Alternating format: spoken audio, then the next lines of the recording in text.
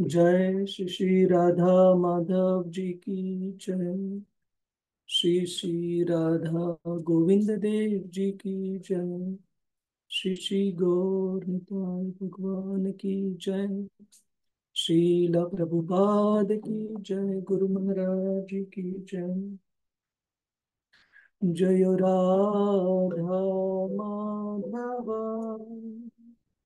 जय कुंज बिहारी जय राधा माधव जय कुंज बिहारी जय गोपी जन वल्लभ जय गिरिवर धारी जय गिरिवर धारी जयो यशोदा नंदना जयो व्रज जनरंजना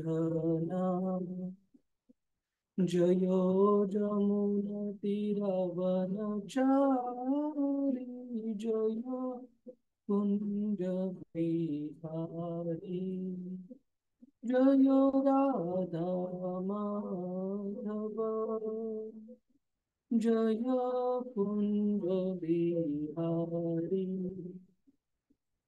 जय श्री कृष्ण चैतन्य प्रभु नित्यानंदा श्री अद्वैता गदाधर श्रीवासादि गौर भक्तवृंदा हरे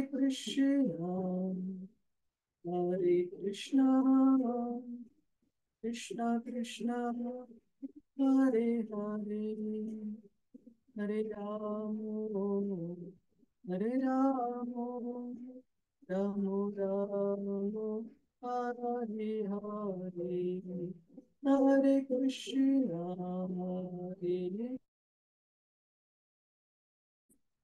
कृष्णा हरे हरे हरे राम राम राम हरे हरे हरे कृष्णा कृष्ण कृष्ण हरे हरे हरे राम राम राम हरे हरे जय राधा माधव राधा माधव श्री राधे जय राधा गोविंद राधा गोविंद श्री राधे जय जगन्नाथ जय जगन्नाथ जय बलदेव जय सुभद्रा जगन्नाथ स्वामी नयन पथगामी नयन पथगामी भवतु मे जय गौरानिताय गौरानिताय गौरानिताय जय गौरानिताय जय जय प्रभुपाद प्रभुपाद प्रभुपाद प्रभुपाद जय जय गुरुदेव गुरुदेव गुरुदेव गुरुदेव हरिनाम संकीर्तन की जय। श्रील प्रभुपाद की जय। गुरु महाराज की जय। ओम नमो भगवते वासुदेवाय ओम नमो भगवते वासुदेवाय ओम नमो भगवते वासुदेवाय। हरे कृष्णा। मी या ज्या सगळ्या प्रार्थना म्हणत आहे भगवंतांना किंवा जे आचार्य आहेत गुरु शिष्य परंपरामधले, गौडीय वैष्णव गुरु शिष्य परंपरेमधले, तर आपण पण कृपया फॉलो करण्याचा प्रयत्न करा, पण आपला आपला माईक म्यूट ठेवून, जेणेकरून आपल्याला पण या पाठ होतील. ठीक आहे. नारायणं नमस्कृत्य नरं चैव नरोत्तमं देवीं सरस्वतीं व्यासं ततो जयमुदीरये. नष्टप्रायेषु अभद्रेषु नित्यं भागवत सेवया भगवतिरुत्तमश्लोके भक्तिर्भवति नैष्टिकी. कृष्णाय वासुदेवाय देवकी नंदनाय च नन्दगोपकुमाराय गोविन्दाय नमो नमः. ॐ अज्ञानतिमिरन्धस्य ज्ञानाञ्जनशलाकया चक्षुरुन्मिलितं येन तस्मै श्रीगुरवे नमः. श्रीचैतन्यमनोभीष्टं स्थापितं येन भूतले स्वयं रूप कदा मह्यं ददाति स्वपदान्तिकं. वन्देऽहं श्रीगुरो श्रीयुतापदकमलं श्रीगुरो वैष्णवांश्च. श्रीरूपं सागरजातां सहगना रघुनाथान्वितं तं सजीवं साद्वैतं सावधूतं परिजनसहितं कृष्णचैतन्यदेवं श्रीराधा कृष्णपदान् सहगना ललिता श्रीविशाखान्वितांश्च. हे कृष्ण करुणा सिंधु दीनबंधु जगत्पते गोपेश गोपिका कांत श्री कांत नमोस्तुते. तप्त कांचन गौरांगी श्री राधे वृंदावनेश्वरी वृषभानुसुते देवी प्रणमामि हरिप्रिये. वाञ्छाकल्पतरुभ्यश्च कृपा सिन्धुभ्य एव च पतितानां पावनेभ्यो वैष्णवेभ्यो नमो नमः. नमो ॐ विष्णुपदाय कृष्णपृष्ठाय भूतले श्रीमते भक्तिवेदान्त स्वामिन् इति नामिने. नमस्ते सरस्वते देवी गौरवाणी प्रचारिणे निर्विशेष शून्यवादी पाश्चात्य देश तारिणे. जय श्री कृष्ण चैतन्य प्रभु नित्यानंद श्री अद्वैत गदाधर श्रीवासादि गौर भक्तवृंद. हरे कृष्णा कृष्णा कृष्णा हरे हरे हरे राम राम राम हरे हरे. हरे कृष्णा. प्रभुजीज माताजीज आपल्या सगळ्यांचं स्वागत आहे श्रीमद भागवतम चर्चेमध्ये. तर कुणाला लक्षात आहे आपण मागच्या वेळेला कोणत्या मुद्द्यावर चर्चा केलेली? हरे कृष्णा. आपल्यापैकी कोण? हरे कृष्ण प्रभूजी, मी सांगू का? हरे कृष्णा आपण क्षितिजा माताजी. हा आपण कुंती देवींनी भगवंतांची केलेली स्तुती वाचत होतो हा. आणि श्लोक आपण बघितले होते, ज्याच्यामध्ये पहिल्यांदा प्रथम कुंती देवी प्रणाम करते भगवंतांना हम्म, आणि सांगते की तुम्ही गुणातीत आहात, गुणांच्या प्रभावाच्या पलीकडे आहात हम्म. आणि सर्व प्राणीमात्रांच्या आतही आहात आणि बाहेरही आहात, पण हा तरी दृष्टीच पडत नाही. हा हा खूप मुद्दा महत्वाचा आहे की भगवंत कृष्ण हे प्रत्येक प्राणी मात्राच्या, प्रत्येक जीवाच्या आणि केवळ जीवांच्याच नव्हे तर प्रत्येक वस्तूच्या कणांच्या अणुरेणूंमध्ये स्थित आहेत. आणि भगवंत जरी प्रत्येक जीवाच्या आतमध्ये आणि बाहेर असले तरीही ते अज्ञ अज्ञ हा शब्द वापरलाय, म्हणजे फुलिश, म्हणजे मूर्ख व्यक्तींना समोर असून पण दृष्टीस पडत नाहीत. आणि मूर्ख व्यक्ती म्हणजे केवळ दुर्योधनासारखेच नाही, तर सामान्य व्यक्ती पण जे भौतिक जगात एवढे गुंतलेले आहेत, की भगवंत समोर असून पण फार कमी जण त्यांना ओळखू शकले पूर्ण पुरुषोत्तम भगवंतांच्या रूपामध्ये. धन्यवाद क्षितिजा माताजी. अजून कोणता मुद्दा? हरे कृष्ण प्रभूजी. दुसऱ्या श्लोकामध्ये कुंती महाराणी म्हणाली होती की अ, आमच्या म्हणजे मानवांच्या मर्यादित इंद्रियांच्या क्षमतेच्या बाहेर आहात तुम्ही जाणून घ्यायला, हा. आणि मायाच्या शक्तीमुळे, माया शक्तीच्या प्रभावामुळे तुम्ही आवृत्त असता. त्यामुळे म्हणजे आपण नाटकामध्ये काम करणाऱ्या एका नटाचं उदाहरण घेतलं होतं, जे मेकअप केल्यामुळे किंवा पोशाख वेगळा असल्यामुळे ओळखू शकत नाही आपण त्यांना. त्याप्रमाणे मूढ माणसांना ओळखता येत नाही तुम्हाला. हा, खूप छान.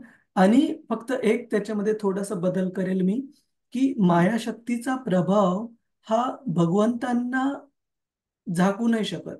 हा मायाशक्तीचा पडदा आपल्या केवळ दृष्टीला झाकतो. हा. ज्याप्रमाणे उदाहरण दिलं जात आहे की जे ढग असतात ते सूर्याला झाकू शकतात का? नाही नाही झाकू जागू. शकत. आपल्या दृष्टीला झाकतात ते.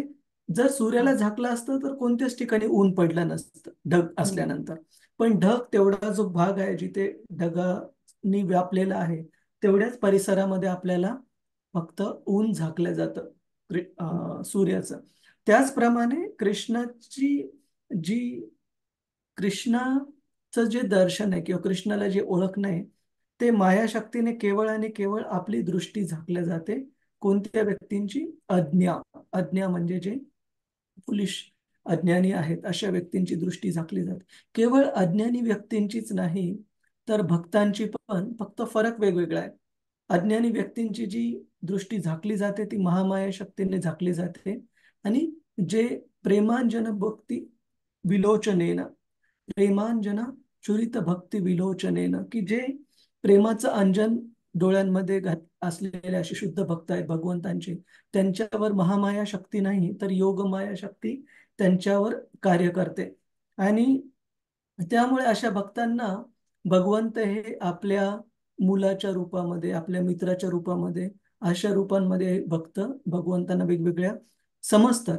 जसं की यशोदा माता आणि नंद महाराज, की एकामागून एक कृष्ण एकदम छोटे बालक असल्यापासून, म्हणजे अक्षरशः 2-3 दिवसांचं लहान बाळ असल्यापासून ते त्यांनी वेगवेगळ्या असुरांचा वध करण्यास सुरुवात केली. पूतनेला ज्या वेळेस कृष्णांनी वध केलेली ही पहिले असुर हे म्हणजे एक स्त्री होती, पूतना होती. तर किती दिवसांचं वय होतं कृष्णाचं त्यावेळेस? प्रभुजीज माताजीच, किती महिने किंवा किती वर्ष पूतनेचा वध झाला त्यावेळेस? क्षितिजा माताजी. खूप लहान होते प्रभूजी, नक्की नाही हा, माहिती. म्हणजे 5 महिने वगैरे. महिने पण नाही, हार्डली 2-3 हा. दिवस वगैरे असे काही बरं. हा. दिवसांचे होते. हो ना.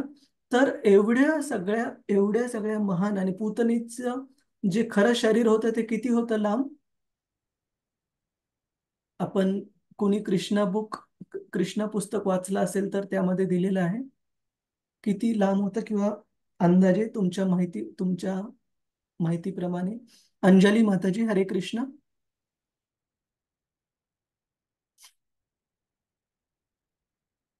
अंजली माताजी, गणेश कुलकर्णी प्रभू, मंजरी माताजी, रेश्मा माताजी, संजना माताजी. पूतना संजय. म्हणजे पर्वताप्रमाणे होते ते अक्षरशः. आणि तिच्या पुढे ते हा. खूपच लहान होते. हा. मला एक्झॅक्टली डिस्क्रिप्शन त्याच्यातलं आठवत नाहीये, पण म्हणजे असं एका मोठ्या पर्वताच्या ट्वेल्व समोर एखाद्या असावं असं. हा, तर 12 मैल्स अशी त्याची शरीराची ट्वेल्व खरीखुरी माइल लांब सांगितलेली आहे भागवतामध्ये. म्हणजे खूप मोठी अशी ही आसुरी होती. आणि काय नाव दिलेलं त्या आसुरीला? एक मिनिट हा. कोणत्या प्रकारची आसुरी होती ती? जी लहान बाळांचं रक्त शोषण करणारी. काय म्हटलेलं तिला? पूजा माताजी, तुमच्या लक्षात आहे पूतनेसाठी कोणता शब्द वापरलाय? मला लक्षात आल्यानंतर मी सांगेल इथे, की त्या शब्दाचा अर्थ होतो की पूतना ही खेचरी. खेचरी म्हणजे वेगवेगळ्या प्रकारचे राक्षस आसुरिक प्रवृत्तीचे व्यक्ती पण अस्तित्वात आहेत, आणि त्यांची खासियत वेगळी वेगळी आहे. कशा प्रकारे स्वतःच्या दुष्टतेचं ते प्रदर्शन करतात ते त्याच्यामध्ये फरक आहे. तर त्यामध्ये पूतनेला खेचरी म्हणून संबोधित केलेलं आहे, जे की विशेषतः लहान बाळांना ठार मारणे आणि लहान बाळांचं रक्त शोषण करणे हे तिच्या आवडत्या गोष्टी होत्या. आणि अशा मोठ्या आसुरीला, राक्षसीला मारल्यानंतर आणि त्यानंतर काहीच काळात नंतर भगवंत कृष्णांच्या पहिल्या वाढदिवसाला ज्यावेळेस उत्सव सुरू होता आणि यशोदा माता कृष्णाला एका पाळण्यामध्ये टाकलं होतं, एका बैलगाडीच्या खाली. तर त्या बैलगाडीच्या रूपामध्ये शकटासूर नावाचा असुर आलेला आणि त्यानंतर बाकीचे पण वेगवेगळ्या प्रकारचे तृणावर्त आणि वेगवेगळ्या प्रकारचे असुर हे निरंतर निरंतर असे वृंदावनमध्ये गोकुळमध्ये येत असत. आणि असं सांगितलं जात आहे की आपल्याला भागवतामध्ये काहीच फक्त असुरांची यादी पाहायला मिळते, परंतु इतके सारे असुर भगवंतांनी लहान असताना गोकुळ लीलेमध्ये, वृंदावन लीलेमध्ये ठार मारले की असं सांगितलं जायचं की रोजचं ते ॲपेटायझर होतं कृष्णासाठी. ॲपेटायझर म्हणजे त्यांना शरीराला मिळणारा व्यायाम होता, ज्याने त्यांना भूक लागायची. इतके सारे असुर भगवंतांनी रोज एक असे करून मारले. तर एवढ्या सगळ्या भगवंतांच्या अद्भुत लीला त्यांच्या डोळ्यासमोर घडत असून पण यशोदा माता किंवा नंद महाराज यांना कधी असं वाटलं का की कृष्ण हे पूर्ण पुरुषोत्तम भगवान आहे? कोण सांगेल नाही कोणी? प्रभूजी. नाही वाटलं. नाही. इनफॅक्ट ज्या वेळेस बाकीचे गोप आणि गोपीज यशोदा मातेला किंवा नंद महाराजांना कधी सांगायचे की हा तुमचा जो बालक आहे, मुलगा आहे, तो साधारण नाहीये किंवा कोणता साधारण मुलगा एवढ्या विशाल काय अशा अर्जुन वृक्षांच्या मध्ये रांगत जाऊन हे दोन्ही वृक्ष उन्मळून पडून पण वाचू शकणार नाही. तर नंद महाराज फक्त एवढंच म्हणायचे की ही भगवंत विष्णूंचीच कृपा आहे की त्यांचं संरक्षण आहे, म्हणून माझा बालक जिवंत आहे.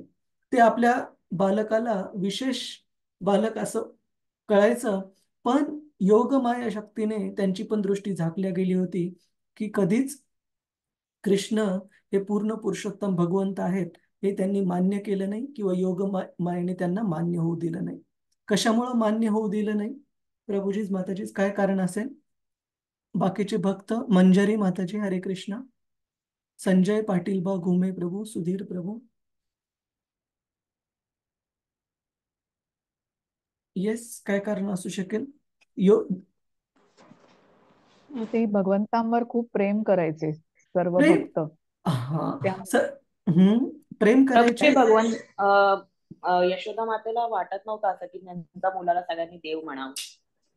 वाटत नव्हतं म्हणण्यापेक्षा जर यशोदा माता आणि नंद महाराजांना जर कृष्ण हे पूर्ण पुरुषोत्तम भगवान आहेत हे जर पूर्ण कळालं असतं, योगमाया शक्तीने त्यांची दृष्टी जर झाकली नसती, तर भगवंतांना त्यांच्या आईवडिलांच्या प्रती जो स्नेह आहे की ज्याप्रमाणे नंद महाराज कृष्णाला छोट्यातलं छोटं काम सांगायचे की यशोदा माता कृष्णाला कधी दोरीने बांधायची, दम द्यायची कधी आई म्हणून, तर ते कधी ते करू शकले नसते. आणि भगवंतांना त्यांच्या शुद्ध भक्तांच्या प्रेमाच्या आदान प्रदानामधून जितका आनंद मिळतो तितका ज्यावेळेस त्यांना रेव्हरन्स रेव्हरन्स म्हणजे ऐश्वर्य भावामध्ये ज्यावेळेस त्यांना पूजिलं जातं, तर त्या ऐश्वर्य भावापेक्षा त्यांना आपल्या शुद्ध भक्तांचं प्रेम हे त्यांच्यापेक्षा कनिष्ठ होऊन म्हणजे त्यांच्या मुलाच्या रूपामध्ये होऊन हे त्यांना जास्त आवडतं भगवंतांना. तर तो माता पित्यांसोबत जो वात्सल्य रस आहे तो भाव डिस्टर्ब होऊ नये, त्याच्यामध्ये अडथळा येऊ नये म्हणून भगवंतांनी योगमाया शक्तीने त्यांची जे अशी शुद्ध भक्त आहेत त्यांची दृष्टी ही झाकली जाते. तर महामाया कुणाला कुणाला झाकते, कुणाची दृष्टी झाकते? प्रभूजीज माताजीज. शुद्ध भक्तांची. महामाया ही अभक्तांची, जे कर्मी व्यक्ती आहेत, भौतिक जगतामध्ये गुंतलेले आहेत. आणि योगमाया ही भक्तांची. क्लिअर आहे? योगमाया आणि महामाया मधला फरक कळाला प्रभूजीज माताजीज? कुणाला हो काही प्रभू. संशय आहे, प्रश्न आहे काही? गणेश कुलकर्णी प्रभूजी, हरे कृष्णा. ठीक आहे. तर आपण आज पुढचा श्लोक पाहू. खूप खूप महत्वाचे श्लोक आहेत आणि माझी आपल्या सगळ्यांना विनंती आहे की कृपया शक्य होईल तेवढा हे सेशन मिस करू नका. आपलं थोडे रेग्युलर होत नाहीये, पण तरी ज्यावेळेस अनाउन्समेंट होईल तुम्ही येण्याचा प्रयत्न करा, कारण हे सगळे श्लोक खूप खूप महत्वाचे आहेत. तर आपण आजच्या श्लोकाला सुरुवात करूया. त्याला थोडं मोठं करतो. कृपया म्हणण्याचा प्रयत्न करा. श्लोक क्रमांक 20. तथा परमहंसानां तथा तथा परमहंसानां परमहंसानां मुनीनाम् अमलात्मनां मुनीनाम् अमलात्मनां अमलात्मनां भक्तियोगविधानार्थं भक्तियोगविदानार्थ कथं पश्येमहि स्त्रियः. कथं जयमहि पश्यामहि स्त्रियः. स्त्रियः. तर इथे कुंती महाराणी भगवंतांना प्रार्थना करत आहेत की हे भगवंत, की आत्ता आधीच्या श्लोकामध्ये कुंती महाराणींनी सांगितले की कशा प्रकारे अज्ञानी जे लोक आहेत, मूर्ख जे लोक आहेत, त्यांच्यासाठी माया जवनिका छन्नम, जवनिका म्हणजे पडदा, ज्याप्रमाणे मायेच्या पडद्याने भगवंत हे अज्ञानी मूर्ख लोकांना त्या मायेच्या पडद्याने त्यांचं कधी जो स्तर आहे तो कळू शकत नाही, त्याचप्रमाणे जे शुद्ध भक्त आहेत त्यांना पण योगमायेच्या प्रभावाने भगवंतांना पूर्ण पुरुषोत्तम भगवान ही गोष्ट त्यांच्यापासून झाकली जाते. तर इथे कुंती महाराणी म्हणत आहेत की अशा प्रकारचे महान परमहंस भक्त, परमहंस या शब्दाचा अर्थ आहे की हंस म्हणजे राजहंस, ज्याला आपण स्वॅन म्हणतो इंग्रजीमध्ये, की अशा प्रकारे हे हंस राहतात की जिथे पाणी एकदम स्वच्छ आहे, जिथे की गढूळ पाणी आहे किंवा खूप सारं गटाराचं वगैरे पाणी आहे, घाणेरडी जागा आहे, अशा ठिकाणी राजहंस कधी राहणार नाही. तर कुंती महाराणी ते प्रार्थनेमध्ये म्हणत आहेत की अशा प्रकारच्या परमहंस भक्तांना, जे की सर्वोच्च स्तरावरचे जे शुद्ध भक्त आहेत भगवंतांच्या भक्तीमध्ये, आणि अजून कोणत्या व्यक्तींना, मुनीनाम अमलात्मनाम, की अशा प्रकारचे मुनिगण ज्यांचं की हृदय हे अमल आत्मनाम, की पूर्णपणे स्वच्छ झालेलं आहे. कशा प्रकारे स्वच्छ झालेलं आहे की जड आणि चित, जी की शाश्वत गोष्ट आहे, आणि जी की जड म्हणजे मॅटर, डेड मॅटर, मृत, हे जे जड असे जे पदार्थ आहेत यांच्यातील भेद जाणून घेण्यामध्ये म्हणजे आत्मस्तरावरच्या हे शुद्ध भक्त आहेत.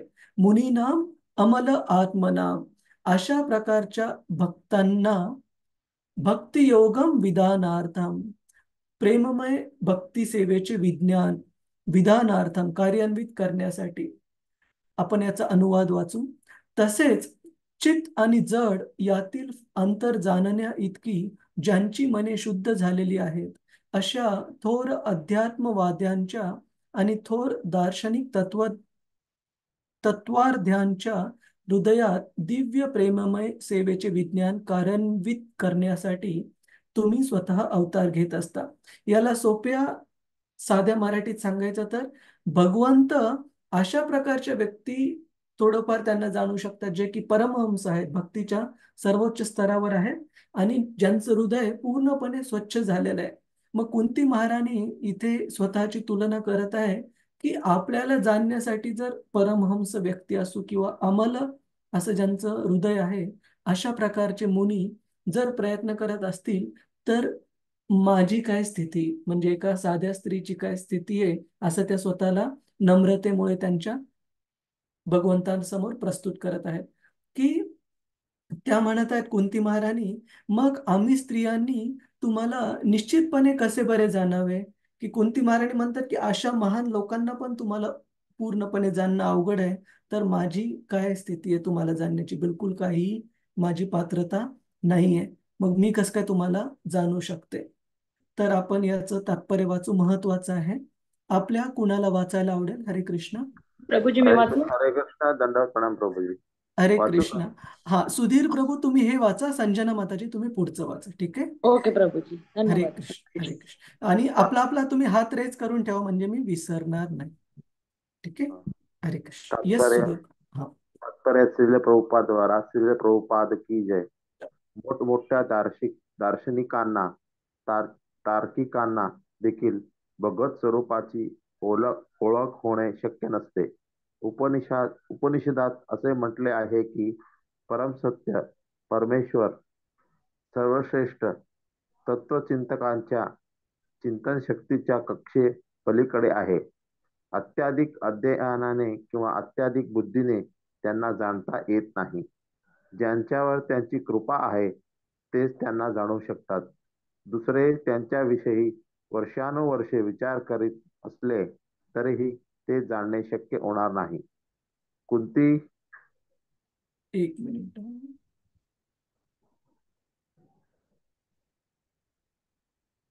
हा.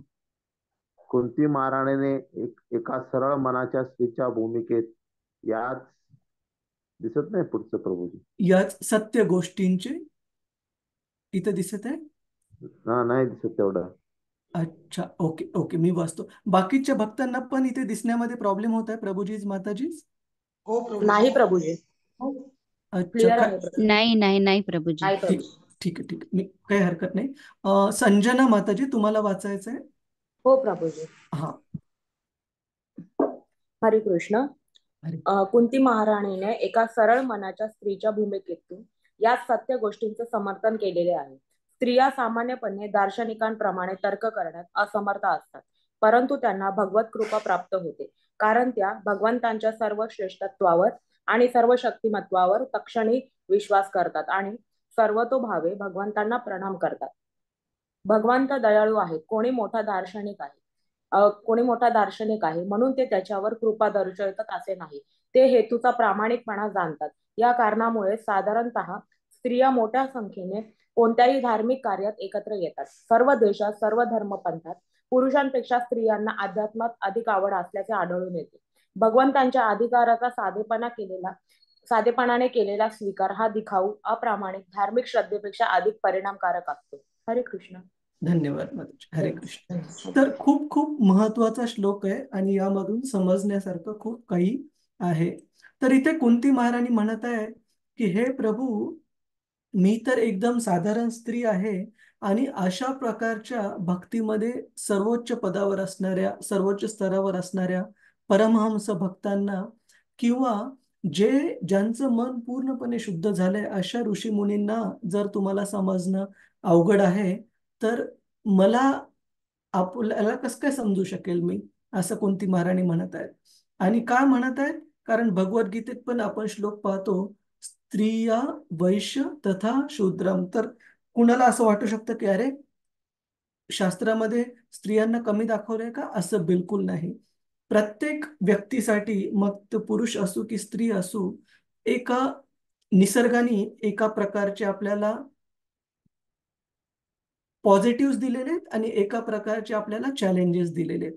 तर याला एक्झॅक्टली मराठी तुम्ही समजून घ्या, नाही समजलं तर विचारा. एक्झॅक्ट शुद्ध मराठी शब्द तर लगेच लक्षात येणार नाही.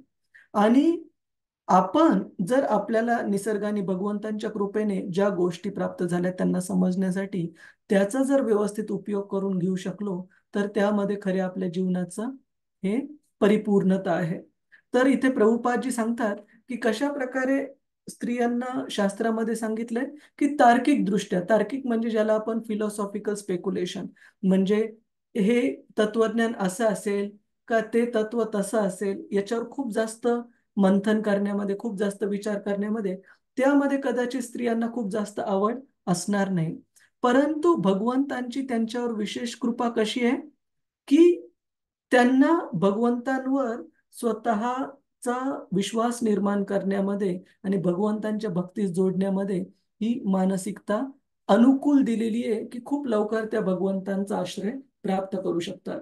त्याच्या विरुद्ध असं इंग्रजीमध्ये पण आपण हे वाक्य ऐकतो की men are rational, women are emotional.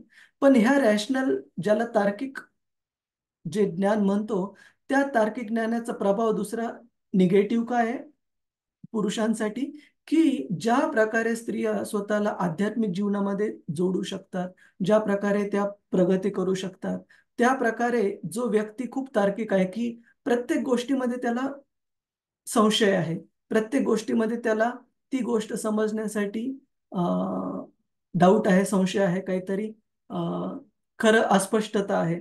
उदाहरणार्थ असा व्यक्ती, शास्त्र सांगतं की त्याला या जीवनात पण कधी शांतता मिळणार नाही, पुढच्या जीवनात पण त्याला शांतता मिळणार नाही. त्याचं एक छोटंसं उदाहरण सांगतो मी आपल्याला. उदाहरणार्थ आपण जर कधी विमानाने एका ठिकाणाहून दुसऱ्या ठिकाणी जात असू, आपण विमानतळावर गेल्यानंतर विमानात बसण्यासाठी आपल्याला बोर्डिंग पास मिळतो, आपलं बॅगेज चेक इन होतं. तर आपण त्या विमानामध्ये बसण्याच्या आधी, मला आपल्यापैकी कुणी असं केलंय मला सांगा, की आपण त्या विमान उडवणाऱ्या पायलटचं लायसन्स चेक केलंय का प्रभूजी आपल्यापैकी कुणी? नाही. नाही केलंय ना? संजना नाही. माताजी एअरपोर्टवर जॉब करतात. संजना माताजी तुम्ही कधी केलंय? प्रभूजी परत बोला, मी तेव्हा माझा लॉग आउट झालेलं, मला नाही हा कळत. हा आपण विमानाने कधी प्रवास करताना विमानाच्या आतमध्ये बसण्याच्या अगोदर त्या पायलटचं, वैमानिकाचं कधी लायसन्स चेक करतो का? नाही प्रभूजी, नाही करत. Not allowed. इनफॅक्ट आपण विचारलं तर ते दाखवणार पण नाही, ते म्हणतील चला उतरा तुम्ही, बसू हो नका. प्रभू. खरं ना? हो तर तेवढा आपल्याला विश्वास ठेवावाच लागतो की बाबा ही नामांकित एअरलाईन कंपनी आहे, कोणत्याही अंडोपांडू व्यक्तीला ही व्यक्ती विमान उडू देणार नाही. तेवढा आपल्याला विश्वास ठेवणं आवश्यकच आहे. तर जो तार्किक व्यक्ती आहे, म्हणजे प्रत्येक गोष्टीमध्ये तर्क लावणारा, प्रत्येक गोष्टीमध्ये चिंता व्यक्त करणारा, अशा व्यक्तींसाठी संशय ही अशी गोष्ट आहे की या भौतिक जगात पण राहील, आध्यात्मिक जगात पण त्या व्यक्तीला जाण्यापासून ती परावृत्त करेल, अडथळे आणेल. तर इथे सांगितलंय अशा प्रकारे भगवंतांची सर्व जीवांवर तशी कृपा आहे, परंतु प्रत्येक व्यक्तीला ज्या प्रकारे काही हे दिलेले आहेत, काही पॉझिटिव्ह गोष्टी दिल्यात, काही चॅलेंजेस दिलेत, त्याचबरोबर भगवंतांची कृपा पण त्या व्यक्तीवर आहे. तर कोणीच असं म्हणू शकत नाही की मी या एका प्रकारच्या शरीरात आहे म्हणून मला भगवंतांची भक्ती करणं हे खूप अवघड आहे, असं बिलकुल नाहीये.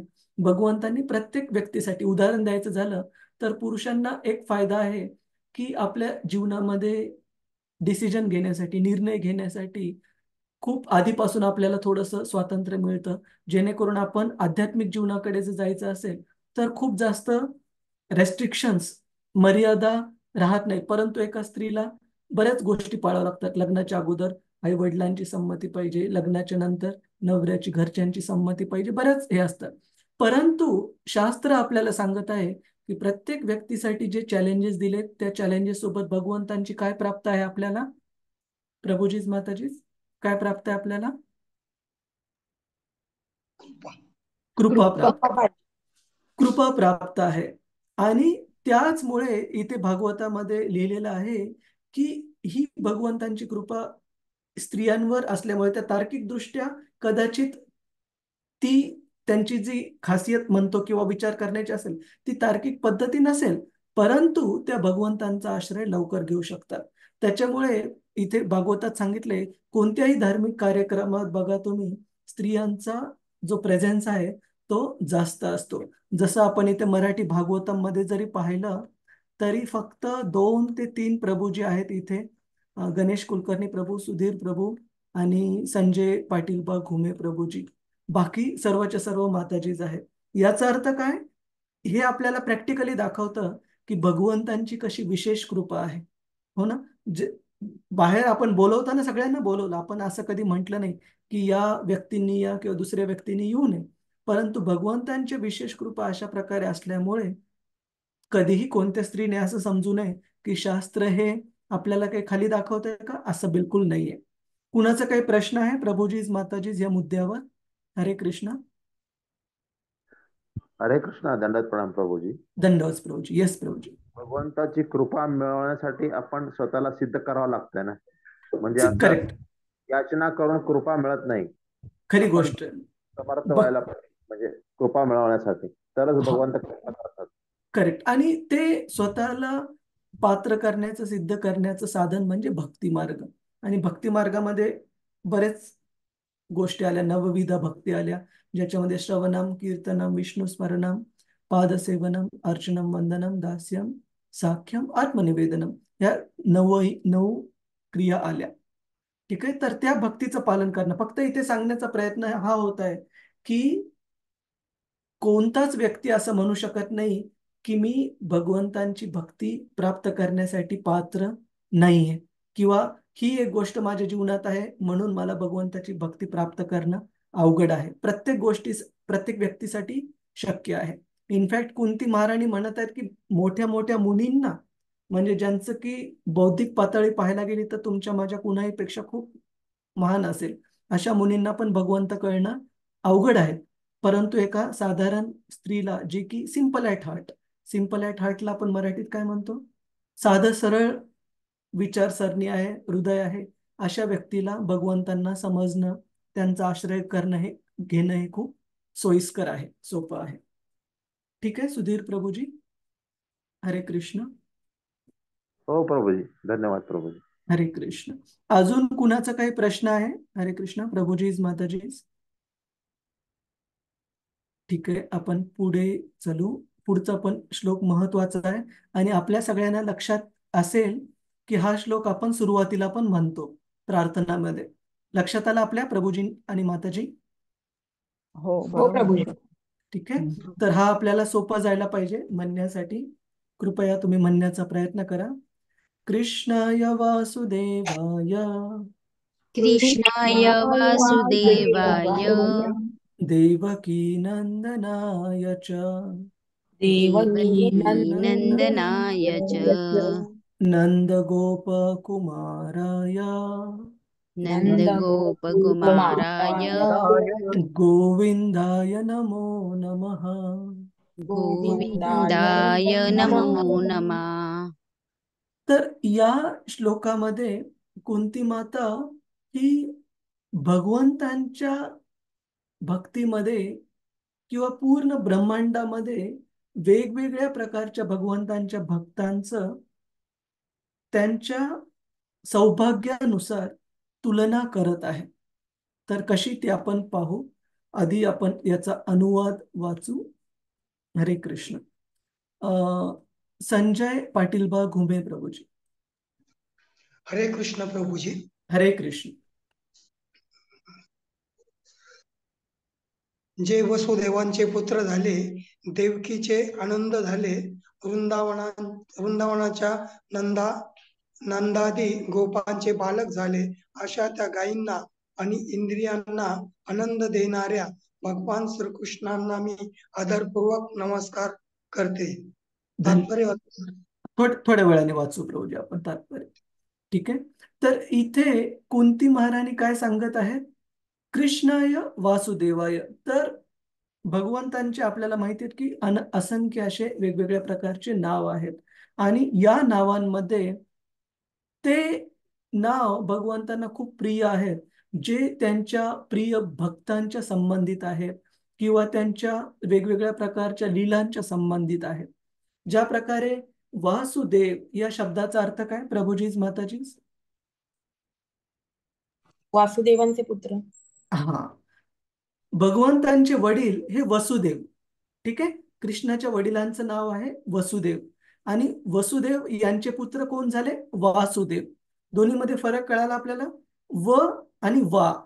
तर व हे वडिलांचं नाव आहे वसुदेव आणि वसुदेव यांचे पुत्र वासुदेव, ते भगवंतांचं नाव आहे.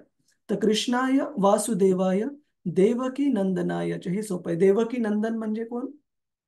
जे की देवकीचे हा, देवकीचे पुत्र. देवकीचे पुत्र. आणि नंद गोप कुमाराय.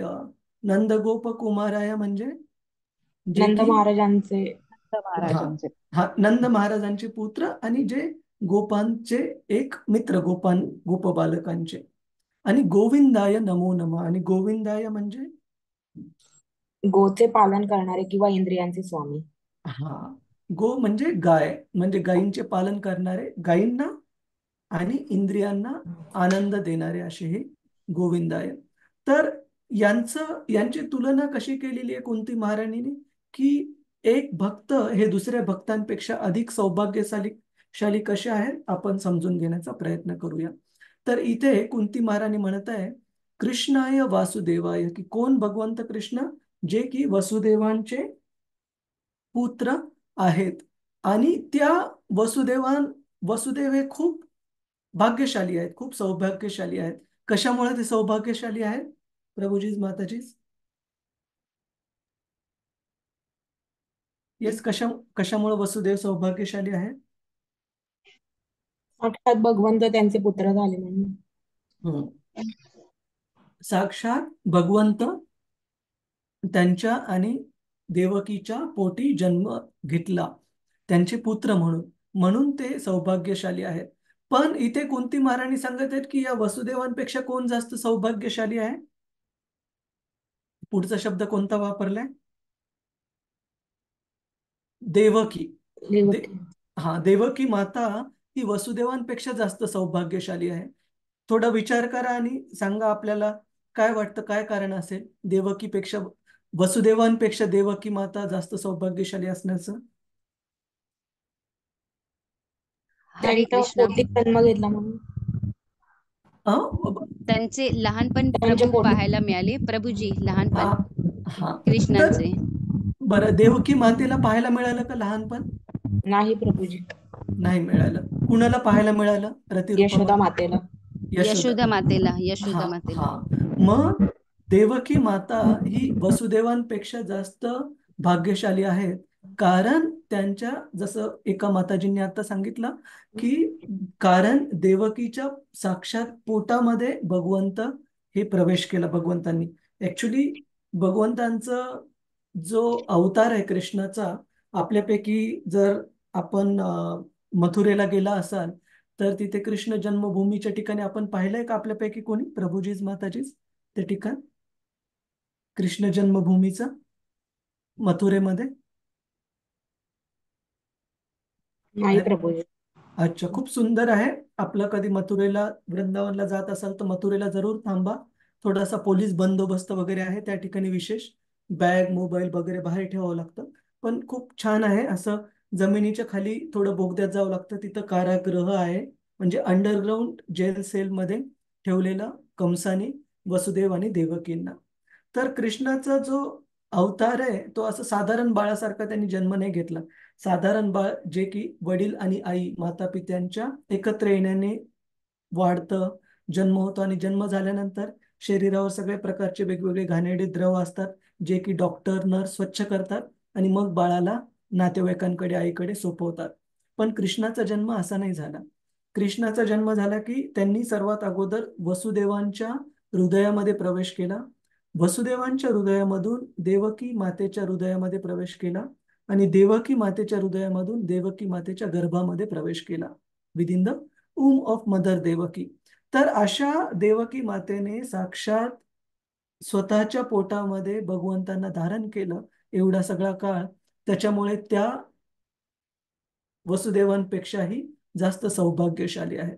आणि अशा वसुदेव आणि देवकी यांच्या सौभाग्यापेक्षा पण कोणाचं सौभाग्य अजून जास्त सांगितलंय प्रभूजीज माताजीज? नंद महाराज आणि नंदाती नंद. नंद महाराज आणि नंद यशोदा मातेचं वर्णन अजून एका पुढच्या श्लोकामध्ये, ते पण मी सांगेल. पण नंद महाराजांचं वर्णन सांगितलंय. तर वसुदेव आणि देवकी यांच्यापेक्षा नंद महाराज यांचं भाग्य कशामुळे मोठं आहे? वडिलांची भूमिका करता आली त्यांना. भगवंतांची काय मिळाली? बाललीला. बाललीला. भगवंतांची संगोपन करायला मिळालं. पुन्हा सांगा माताजी. भगवंतांचं संगोपन करायला मिळालं. संगोपन करायला मिळालं आणि भगवंतांच्या बाल्यलीला त्यांना पाहायला, अनुभवायला भेटल्या, जे की खूप खूप मोठं सौभाग्यशाली गोष्ट आहे. तर असे नंद महाराज हे आणि यशोदा, त्यांचं पण वर्णन येईल नंतर, की नंद आणि यशोदा हे देवकी आणि वसुदेव यांपेक्षा जास्त सौभाग्यशाली आहेत. आणि अशा नंद गोपकुमाराय गोविंदाय नमो नमः. भगवंतांना, कृष्णाला गोविंद नाव कधी मिळालं? कुणी नाव दिलं? बरोबर आहे. गायींचे आणि इंद्रियांचे. गायींचे आणि आनंद आनंद प्रदान करणारे. पण एक्झॅक्टली कधी प्राप्त झालं त्यांना? द्रौपदी. दिलं ना नाव. द्रौपदी. One by one. अरे एक मिनिट. प्रभूजी द्रौपदीने बरोबर, दिलं. एका प्रभूजींनी आता बरोबर सांगितलंय. इंद्र ज्यावेळेस गोवर्धन लीलेमध्ये आपण पाहतो की खूप साऱ्या हजारो लाखो गायी आणि वासरांना आणि सर्व ब्रजवासींना भक्तांना वाचवण्यासाठी भगवंतांनी ज्यावेळेस गोवर्धन पर्वत उचलला आणि सर्व गायींचं रक्षण केलं, त्यावेळेस ज्यावेळेस इंद्राला सुरभी गायी सोबत येण्यासाठी सांगितलं ब्रह्मदेवांनी, की कारण इंद्राकडून अशा प्रकारचा अपराध झाला होता की तू स्वतः गेला तर भगवंतांना जो अपराध झालाय त्याची क्षमा मिळण्यास थोडासा अवघड जाईल, तर कृपया भगवंतांची खूप प्रिय अशी गाय सुरभी गायीला घेऊन तू जा. आणि सुरभी गायीने जर पेटिशन केलं, त्यांना जर विनंती केली की इंद्राला कृपया आपण माफ करा, तर कृष्ण लगेच तयार होतील. तर ज्या वेळेस इंद्राने पाहिलं की कृष्णाला गायी ह्या किती प्रिय आहेत, सुरभी गाय किती प्रिय आहे आणि बाकीच्या पण गायी किती प्रिय आहेत, त्यावेळेस भगवंतांना नाव मिळालं गोविंद, जे की गायींना आणि इंद्रियांना आनंद देतात. तर अशा नंद महाराजांपेक्षा आणि यशोदा मातेपेक्षा पण भगवंतांचे जे गोप बालक आहेत आणि त्या गोप बालकांपेक्षा गोप बालक गायी, त्या गोप बालकांपेक्षा गायींपेक्षा गोपी ह्या जास्त सौभाग्यशाली आहेत. कशामुळे याचं पण वर्णन आपले आचार्य गण देतात, की असं सांगितलं जातं की भगवंतांच्या जे लीला आहेत, तर भगवंता इन जनरल सामान्य मुलाचं पण जे वय असतं ते 4 भागांमध्ये विभागलं गेलेलं आहे. जसे की 0 ते 5 वर्षाच्या पर्यंत जे वय आहे त्यामध्ये कौमार अवस्था म्हणतो किंवा बाल्य अवस्था, आणि 5 ते 10 वर्षांपर्यंत जे वय आहे त्या वयाला आपण पौगंड अवस्था म्हणतो. आणि 5 ते 10 म्हणा किंवा 6 ते 10 म्हणा, कन्फ्यूज होऊ नका यामध्ये. तर पहिले 5 वर्ष बाल्य अवस्था किंवा कौमारी अवस्था, पुढची 5 वर्ष ही पौगंड अवस्था, म्हणजे 6 वर्ष वयापासून 10 वर्षापर्यंत, आणि 11 ते 15 मध्ये किशोर अवस्था, किशोर अवस्था, आणि 15 ते पुढे युथ म्हणजे यौवन अवस्था. तर कौमार अवस्था, पौगंड अवस्था, किशोर अवस्था आणि यौवन अवस्था, युवा अवस्था. तर अशा प्रकारे सामान्यपणे बालक हा मोठा होत जातो, ह्युमन चाइल्ड. परंतु भगवंतांना या सगळ्या अवस्था पार पाडण्यासाठी, पूर्ण करण्यासाठी एवढ्या काळाची गरज नव्हती. तसं तर भगवंत हे नित्य चिरंजीव, म्हणजे काय म्हणतात त्याला, नित्य युवा आहेत. त्यांना वेगवेगळ्या अवस्थेतून जाण्याची गरज नाही, तुमच्या माझ्या सगळ्यांसारखं. परंतु कारण ते आपल्या लीला प्रस्तुत करत होते, यशोदामाई, नंद महाराज, बाकीचे गोपास गोपीज ह्यांच्या प्रसन्नतेसाठी 3 वर्ष आणि 4 महिने, म्हणजे जवळपास 3.5 वर्षांचा काळ, 3 वर्ष 4 महिन्या काळामध्ये भगवंतांनी बाल्य अवस्था पूर्ण केली. त्याचप्रमाणे 3 वर्ष 4 महिने ते 6 वर्ष 8 महिन्याच्या काळामध्ये भगवंत हे कृष्ण हे पौगंड अवस्थेमध्ये होते. आणि 6 वर्ष 8 महिन्यापासून ते जवळपास 10 वर्ष 8 महिने, जवळपास 4 वर्षांचा काळ, त्या काळामध्ये भगवंत हे किशोर अवस्थेमध्ये होते. आणि वृंदावनमध्ये किती वर्ष राहिले कृष्ण, प्रभूजीज, माताजी? 11 वर्ष प्रभूजी. हा, 11 वर्ष, आणि ऍक्युरेटली सांगायचं झालं तर 10 वर्ष 8 महिने राहिले, 11 वर्षाला थोडस कमी. तर असं सांगितलं जातं की या 4 अवस्थांमध्ये, बाल्य अवस्था, पौगंड अवस्था, किशोर अवस्था आणि यौवन अवस्था किंवा युवा अवस्था, या 4 अवस्थांपैकी अशी कोणती अवस्था आहे जिथे भगवंतांच्या ज्या लीला आहेत त्या खूप खूप विशेष समजल्या जातात? तसं तर कोणत्या भगवंतांच्या सर्वच लीला सर्वोच्च पातळीवर आहेत, पण त्यामध्ये पण रासलीला, रासलीला, आणि ती कोणत्या वयामध्ये झालेली आहे प्रभूजी? पौगंड अवस्था, किशोर अवस्थेमध्ये. म्हणजे जस्ट पौगंड अवस्था संपल्यानंतर किशोर अवस्थेमध्ये प्रवेश केल्यानंतर, भगवंत अराउंड 8 वर्षांचं ज्यावेळेस त्यांचं वय होतं. तर गोपीज यांनी भगवंतांच्या किशोर अवस्थेमधल्या लीलांचं सर्वात जास्त जे भगवंतांचा संग प्राप्त झाला तो कुणाला प्राप्त झाला? गोपीजला. त्यामुळे त्यांचं जे सौभाग्य सांगितलंय ते गोप जनांच्या, गायींच्या, ज्यांचं की सौभाग्य आहे नंद महाराजांच्या आणि यशोदा मातेपेक्षा, आणि ज्यांचं की सौभाग्य आहे वसुदेव आणि देवकीपेक्षा. तर अशा प्रकारे गोपींनी, ज्यांनी की भगवंतांच्या किशोर अवस्थेमधल्या लीलाचा खूप सगळ्यात जास्त संग गोपीजला मिळाला, तर त्या गोपीचा जो भक्तिमधला स्तर आहे, जे सौभाग्य आहे, ते सर्वोच्च स्तराचं सौभाग्य आहे. हे कोण सांगत आहे इथे? कुंती महाराणी सांगत आहे. तर या हायरार्कीला आपण काय म्हणतो मराठीमध्ये? Step by step. आपल्या सगळ्यांना हा शब्द माहिती आहे, हायरार्की? हरे कृष्ण. नाही प्रभूजी. अच्छा, क्रमाने. हा, हायरार्की म्हणजे क्रम.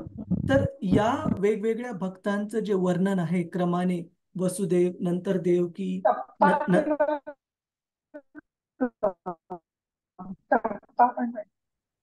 तक्ता. ठीक आहे, हरे कृष्ण. तर क्रमाने हा शब्द सोपा आहे मराठी समजून घेण्यासाठी. तर ज्या प्रकारे ह्या वेगवेगळ्या भक्तांचं क्रमाने वर्णन दिलेलं आहे त्यांच्या सौभाग्याप्रमाणे, ते आपल्या सगळ्यांना क्लिअर आहे? कुणाचा काही प्रश्न आहे यामध्ये? कशामुळे वसुदेवांपेक्षा देवकी मातेचं सौभाग्य मोठं आहे आणि वसुदेव देवकी यांच्यापेक्षा नंद महाराजांचं, त्यांच्यापेक्षा यशोदा मातेचं, आणि सर्वात श्रेष्ठ गोपी गणांचं? हरे कृष्ण. कुणाचा काही प्रश्न आहे यावर? प्रभूजीज, माताजीज? प्रभूजी. हा, कृष्ण प्रभूजी. यस प्रभू. भगवंत जेव्हा वृंदावन सोडून मथुरेला गेले, तर मथुरेमध्ये किती वर्ष होते ते? हा, एक्झॅक्ट काळ पण दिलेला आहे भागवतामध्ये, पण कंसाला मारल्यानंतर ज्या वेळेस सगळ्यात अगोदर तर जवळपास मला वाटतंय 64 दिवसांमध्ये 64 लीला. सॉरी हा प्रभूजी, 1 मिनिट थांबा. हा प्रभूजी. हा, ज्यावेळेस भगवंत हे मथुरेला शिफ्ट झाले, 1 मिनिट प्रभूजी, मी म्यूट करतो हा तुम्हाला. ज्यावेळेस भगवंत मथुरेला शिफ्ट झाले त्यावेळेस वसुदेवांनी त्यांना म्हणजे स्वतःसोबत थोडा काळ ठेवल्यानंतर संदीपनी मुनींच्या आश्रमात पाठवलं. अवंती नगर किंवा उज्जैन ज्याला म्हणतो आपण, तिथे पाठवलं त्यांच्या आश्रमामध्ये, जिथे कृष्ण आणि बलराम यांनी 64 दिवसांमध्ये 64 वेगवेगळ्या कला आत्मसात केल्या. म्हणजे जवळपास 2 महिने तिथे राहिले. त्यानंतर परत आले, आणि त्यानंतर ज्यावेळेस भगवंतांनी त्याआधी कंसाला मारलेलं होतं, कंसाचे जे सासरे जरासंध, त्यांनी आक्रमण करण्यास सुरुवात केली एकामागून एक. परंतु खूप साऱ्या वेळेला ज्यावेळेस जरासंध आणि कंसाचे जे बाकीचे मित्र होते असुर, त्यांनी आक्रमण करण्यास सुरुवात केली, त्यावेळेस कृष्णांनी असा विचार केला की मला बलरामजींना तर रोज मथुरेला वाचवण्यासाठी या सगळ्या असुरांशी 2 हात करावे लागत आहे, परंतु ह्या मथुरावासियांना नेहमीच्या ह्या आक्रमणांचा त्रास होऊ नये म्हणून आपण पूर्ण मथुरावासियांना द्वारकेला हलवू, समुद्रामध्ये जे बेट आहे, बेट द्वारका. तर एक्झॅक्ट वर्ष मला पाहावे लागेल, परंतु युवा अवस्थेमध्ये असताना म्हणजे काही वर्षानंतरच किंवा काही दिवसांनंतरच कृष्ण मूव झाले प्रभूजी. म्हणजे मला एक्झॅक्ट पाहावं लागेल, लक्षात नाही आता. हा प्रभूजी, मला एक विचारायचं होतं. हा, वृंदावन पासून मथुरा फक्त 10 किलोमीटर अंतरावर आहे. अराउंड 10-12 मैल आहे. तुम्ही किलोमीटरवर म्हटल्यावर मला वाटतं बहुतेक 15 ते 20 किलोमीटर अराउंड तेवढं, मथुरेहून वृंदावन. हा, हा तर प्रभूजी, तर ब्रजवासी किंवा नंद हा महाराज किंवा हा गोपी हा ते भेटायला का गेले नाहीत मथुरेला भगवंतांना? खूप छान प्रश्न आहे. की सगळ्यात पहिली गोष्ट तर आपण ही ओळखणं आवश्यक आहे प्रभूजी, की भगवंत जरी लीलेमध्ये वृंदावन सोडून मथुरेला गेले, त्याच्या पाठीमागचं कारण काय? त्याच्या पाठीमागचं कारण आहे की वृंदावन मधल्या गवळणींना, म्हणजे सर्व गोपीज यांना, गोप बालक आणि नंद महाराज, यशोदामाई आणि या सर्वांमध्ये विशेषतः गवळणींना म्हणजे गोपीज यांना जो विप्रलंब भाव आहे, विप्रलंब म्हणजे feelings of love in separation, म्हणजे भगवंतांसोबत विरह भाव, विरह भाव याची जी तीव्रता आहे, असं सांगितलं जातं की बद्दलच्या सर्व भावामध्ये सर्वात जास्त तीव्रता आहे या विरह भावाची. तर भगवंतांना त्या सर्वश्रेष्ठ, आपल्याला कळणार नाहीत विरह भाव, कारण आपण त्या स्तरावर नाही आहेत, आपल्याला ते दुःखासारखंच वाटेल, परंतु त्या दुःखाच्या क्षणी पण, म्हणजे दुःख बाहेरून वाटत असताना पण हृदयामध्ये प्रत्यक्ष भगवंतांचा जो प्रेझेन्स, जो अस्तित्व आहे, ते प्रत्यक्षाने ब्रजवासी भक्त अनुभवू शकत होते. ते एक कारण आहे. दुसरं कारण आहे की भगवंतांना आपले जे माता पिता आहेत, देवकी आणि वसुदेव, यांच्या प्रती पण आपले जे कर्तव्य होते ते पण पूर्ण करायचे होते. तिसरं कारण की वेगवेगळ्या प्रकारच्या असुरांना नाश करण्यासाठी, ज्यासाठी की भगवंतांचा अवतार आहे, ती पण गोष्ट साध्य करायची होती.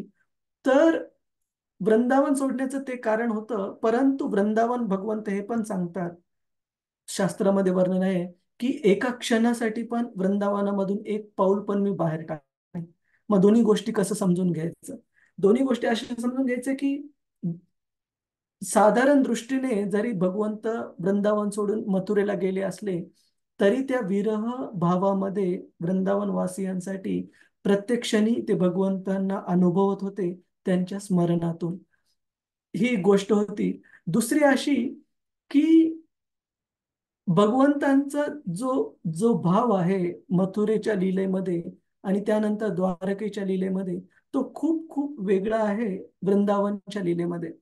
तर असं नाही की वृंदावनवासी भक्त नंतर भगवंतांना कधीच भेटले नाही, किंवा भगवंत वृंदावन सोडून गेले.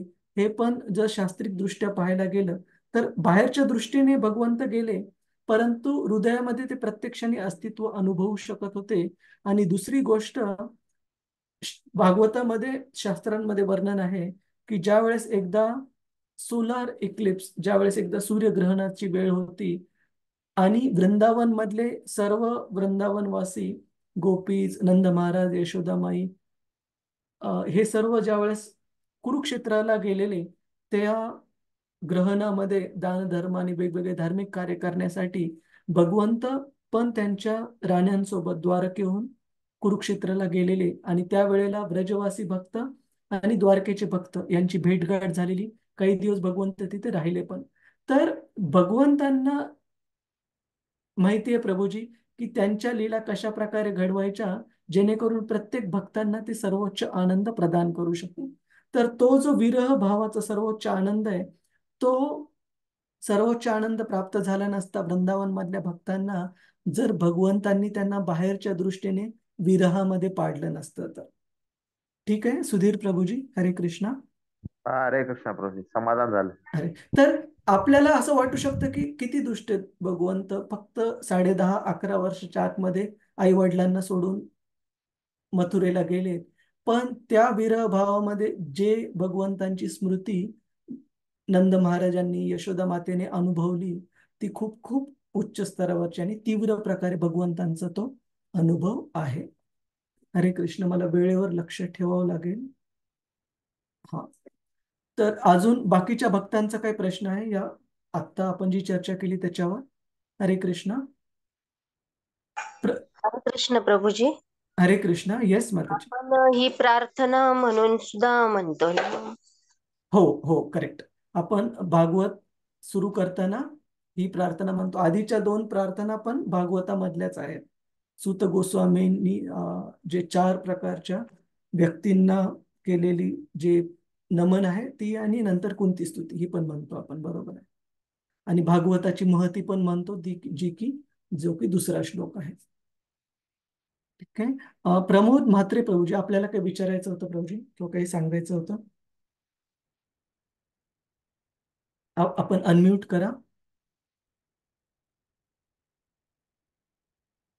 हॅलो. हरे कृष्णा. येस प्रभूजी. हॅलो. हा हा प्रभूजी, आपल्याला आवाज ऐकू येतोय माझा? हो, तुमचा आवाज ऐकू येतोय. हा, तुम्ही हात रेज केलेला प्रभूजी, आपल्याला काही सांगायचं होतं? नाही माऊली, फक्त मला एवढंच सांगायचं होतं की हा. तुमच्या चरणावर नतमस्तक झालो. हरे हरे अजून कृष्ण. ऐक. नाही, असं काही नाही प्रभूजी. मी श्री श्री राधा गोविंदजी आणि त्यांच्या सर्व भक्तांच्या चरणी नतमस्तक आहे. तर आपण पुढे आता वाचणं आपलं बाकी आहे, एकदा आपण कंप्लीट करू. आपल्यापैकी संजय प्रभूंनी वाचले. संजना माताजी, तुम्ही पण वाचलाय एक श्लोक आज? हो एक, प्रभूजी, हा. अर्धा वाचला मी. हे वाचला. ठीक आहे, ठीक आहे. आपल्यापैकी अजून कुणाला वाचायला आवडेल? गणेश कुलकर्णी प्रभू, मनीषा जोशी माताजी, मंजरी माताजी, प्रवीण वाचून हा हा प्रभूजी. हरे कृष्ण गणेश कुलकर्णी. तात्पर्य ना? तुम्ही अर्थ पण वाचा. ओके. हरे कृष्ण. हरे कृष्ण. जे जे वासुदेवांचे पुत्र झाले, 21वा ना? हा. जे वासुदेवांचे पुत्र झाले, देवकीचे आनंद झाले, वृंदावनाच्या नंदादी गोपांचे बालक झाले, अशा त्या गायींना आणि इंद्रियांना आनंद देणाऱ्या भगवान श्रीकृष्णांना मी आदरपूर्वक नमस्कार करते. तात्पर्य: भौतिक गोष्टींच्या राशींनी ज्यांची प्राप्ती होत नाही असे भगवंत राक्षसी प्रवृत्तीच्या लोकांचा उठाव मोडून काढण्यासाठी आणि आपल्या अनन्य भक्तांवर विशेष कृपा प्रदर्शित करण्यासाठी आपल्या अनिर्बंधित आणि अहेतुकी कृपेने भूतलावर अवतरित होतात. कुंती महाराणी अवतरित झालेल्या भगवान श्रीकृष्णांची इतर सर्व अवतारांपेक्षा विशेष स्तुती करते, कारण ते आता अधिक सुलभ आहेत.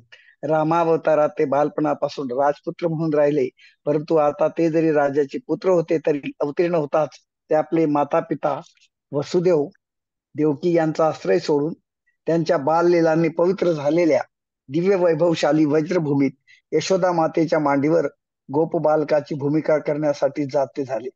म्हणून श्रीकृष्ण श्रीरामांपेक्षा अधिक दयाळू आहेत. कुंतीचे बंधू वसुदेव आणि त्यांचा परिवार यावर त्यांची निसंशयपणे विशेष कृपा होती. ते वसुदेव देवकीचे पुत्र झाले नसते तर कुंती देवी त्यांना आपला भाचा म्हणू शकली नसती आणि वडिलकीच्या स्नेहाने त्यांच्याशी संभाषण करू शकली नसती. परंतु नंद आणि यशोदा हे अधिक भाग्यवान आहेत, कारण सर्वाधिक आकर्षण असलेल्या त्यांच्या बालपणीच्या लीलाचे त्यांना आस्वादन करता आले. ब्रह्मसंहितेत चिंतामणी धाम असे म्हणून ज्या कृष्ण लोकांचे वर्णन आले आहे, त्या मूळ धामातील शाश्वत रूपाने चालणाऱ्या लीलांची प्रतिकृती असलेल्या वज्रभूमीतील त्यांच्या बाल लीलांना तोड नाही.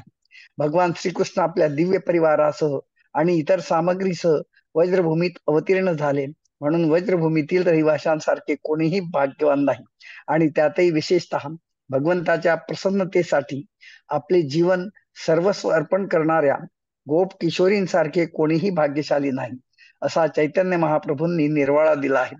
श्रीकृष्णांनी नंद यशोदा गोप सवंगडी गायी यांच्या संगतीत वृंदावनात लीला संपन्न केल्या, म्हणून त्यांना गोविंद असे म्हटले जाते.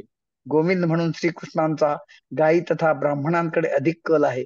यावरून असे दिसते की मनुष्यांचे वैभव ब्राह्मण संस्कृती आणि गोरक्षण या दोन गोष्टींवर अवलंबून आहे. जेथे या गोष्टी नाहीत तेथे भगवान श्रीकृष्ण कधीच संतुष्ट होत नाही. हरे कृष्ण हरे प्रभू. कृष्ण. श्रील प्रभुपाद की जय. आणि जसं आपण आधी पण चर्चा केलेली आहे की ते ब्राह्मण शास्त्रामध्ये जे दिलेले ते जन्माने नाही दिलेले, ते गुण कर्म विभाग असे गुणांनी आणि कर्मानी.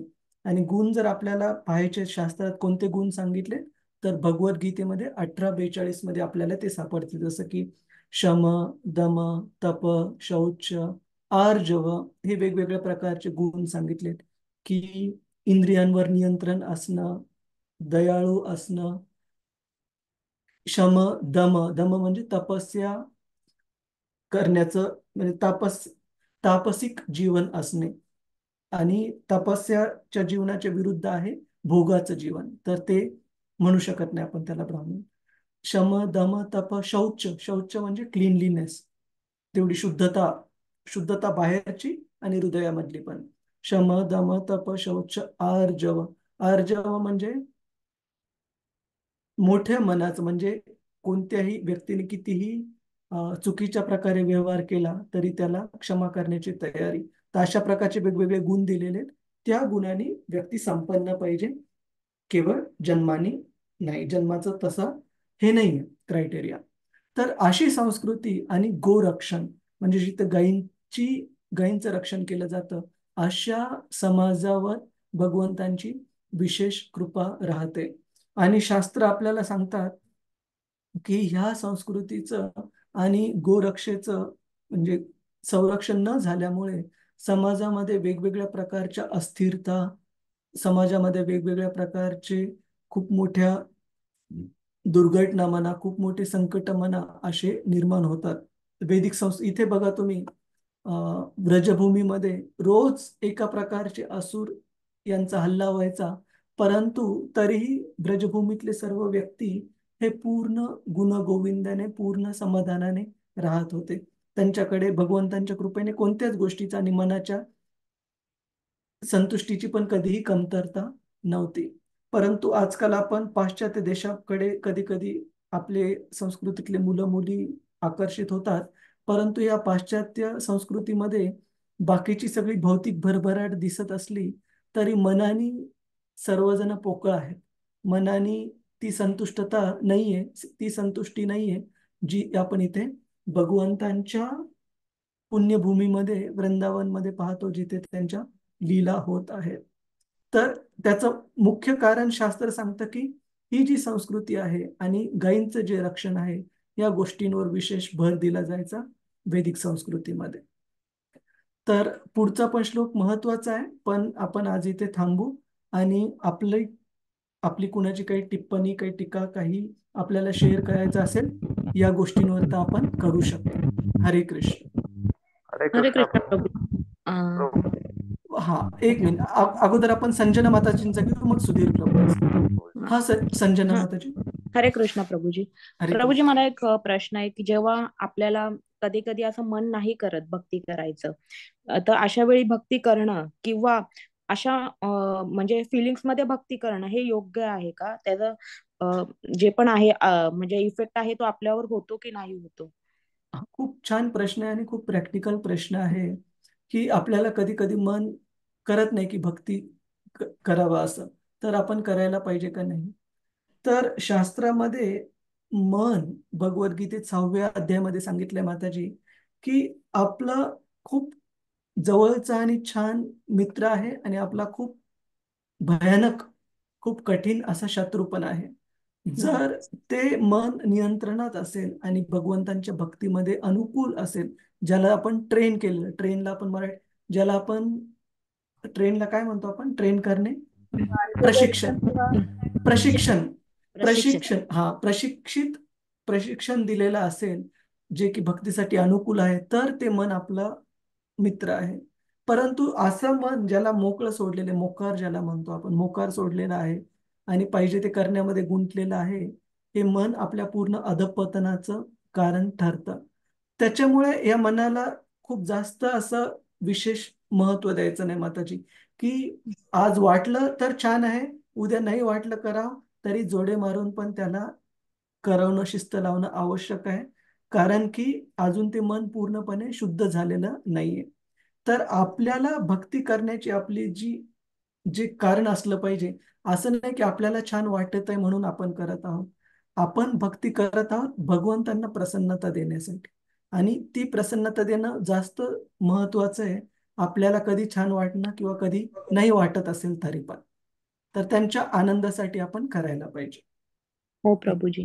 प्रभूजी, अजून एक प्रश्न होता की आपण भागवत गीता, भागवतम जे पण आपण वाचतो, ते त्याच्यामध्ये जे श्लोक आहेत ते जे ज्यावेळी हे सगळं घडलं ते एक जनरल लँग्वेज होती की त्यांनी म्हणजे कवी याच्यामध्येच असं कवितामध्येच त्यांनी ते श्लोक वगैरे असे बोलले गेलेत, हे म्हणजे साक्षात जेव्हा बोलले तेव्हा? सगळ्यात अगोदर तर भागवतम हे चतुर्श्लोकी भागवतामध्ये भगवंतांनी ब्रह्माजींना दिलेलं, मग ब्रह्माजींकडून ते त्यांच्या गुरु शिष्य परंपरे म्हणजे नारदाला, नारदाकडून व्यासदेवांकडे आणि व्यासदेवांकडून शुकदेव गोस्वामींनी आपल्या सगळ्यांना प्राप्त झालंय.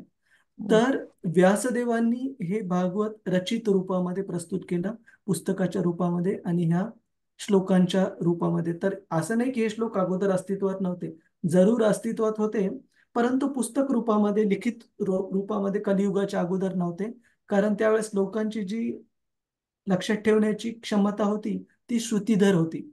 श्रुतीधर म्हणजे एकदा ऐकलं की त्यांच्या नेहमी करता लक्षात राहायचं. आपण खूपदा ऐकून पण आपल्या गोष्टी विसरतात. तर त्या कलियुगातल्या लोकांच्या मर्यादा पाहून व्यासदेवांनी रचित रूपामध्ये आपल्याला प्रस्तुत केलं. तर हे श्लोक हे असं नाही की त्या लीला होताना हे त्या लीलांचं वर्णन आहे माताजी. ठीक आहे, जे की भगवंतांचे शुद्ध भक्त जसं शुकदेव गोस्वामी आहेत किंवा त्यांचे गुरु आहेत शिल व्यासदेव, हे गुरु शिष्य परंपरामधले जे आचार्य आहेत ते आपल्याला ते वर्णन संस्कृत श्लोकांच्या रूपामध्ये सांगत आहेत. ठीक आहे माताजी. हो प्रभूजी, धन्यवाद प्रभूजी. हरे हरे कृष्ण. कृष्ण. सुधीर प्रभू, हरे कृष्ण. आपल्याला काय सांगायचं होतं?